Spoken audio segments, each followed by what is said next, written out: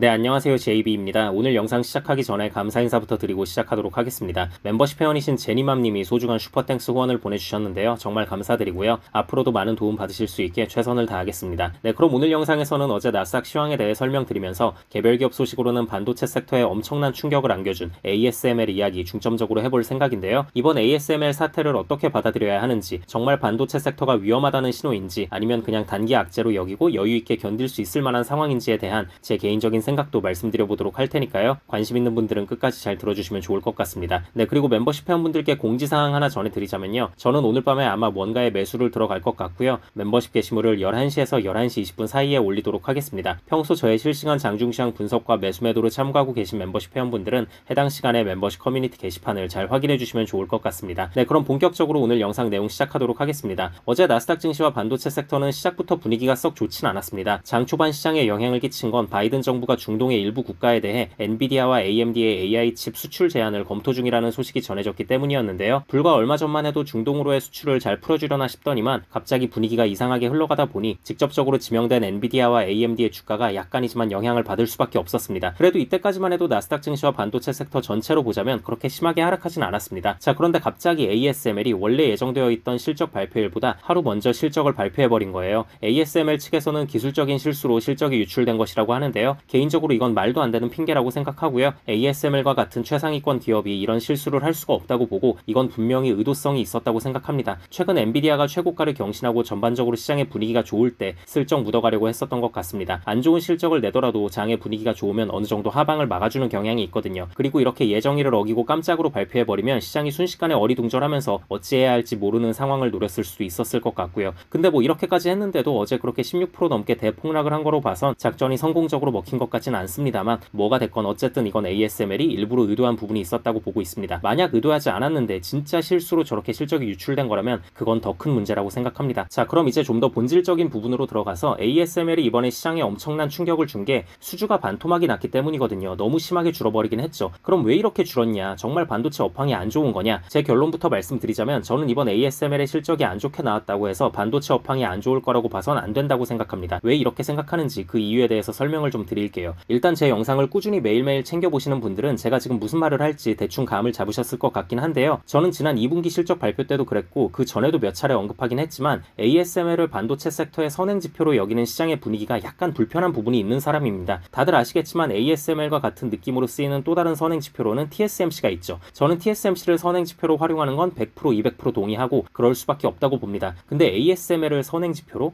이건 부분적으로는 인정할 수 있어요. 50% 정도. 하지만 100% 다 인정할 수는 없습니다. 그러니까 이게 이런 거죠. ASML의 실적이 좋다. 그렇기 때문에 반도체 섹터가 전체적으로 다 좋을 확률이 매우 높을 것이다. 이건 동의합니다. 그런데 ASML의 실적이 안 좋다. 그렇기 때문에 다른 반도체도 안 좋을 확률이 매우 높을 것이다. 이건 인정을 못하겠어요. ASML은 실적이 안 좋을 수 있는 여러 가지 변수를 많이 가지고 있는 기업이에요. 제가 이 부분을 정말 수십 번 말씀드렸던 것 같은데 ASML이 생각보다 실적 삑사리를 되게 많이 냅니다. 일단 첫 번째 요인으로는 기업들이 반도체 공장의 첨단 장비를 더 늘리지 않아도 이미 기존에 갖고 있는 장비들로 시장의 수요와 기대치를 충족할 수 있다면 ASML의 실적이 나쁠 수 있죠. 근데 이 경우에 반도체 업황이 나쁘다고 볼 수 있나요? 아니죠. S급 최고 품질 제품이 아니어도 A급, B급만 돼도 그게 충분히 팔린다면 기업들 입장에선 굳이 ASML의 신규 장비를 추가로 구입할 필요가 없다는 거죠. 물론 뭐 후발주자와의 기술 격차를 더 확실하게 벌리기 위해 ASML의 최신 장비를 많이 구입하는 경우도 있겠지만 이건 좀 다른 얘기니까 지금 상황에선 논외로 하고 아무튼 이런 경우에 반도체 업황과는 별개로 ASML의 실적이 안 좋게 나올 수 있습니다. 그리고 이번에 ASML의 실적이 안 좋았던 또 다른 이유는 삼성과 인텔이 사실상 파운드리 기술 개발 포기 수준의 행보를 보이고 있기 때문인데요. 최근 계속 들려오는 기사들만 봐도 삼성이 미국 텍사스에 있는 테일러 공장 노동자를 대규모 해고했다. 수율을 계속 못 잡아서 수주가 계속 안 된다는 소리가 들려오고 있고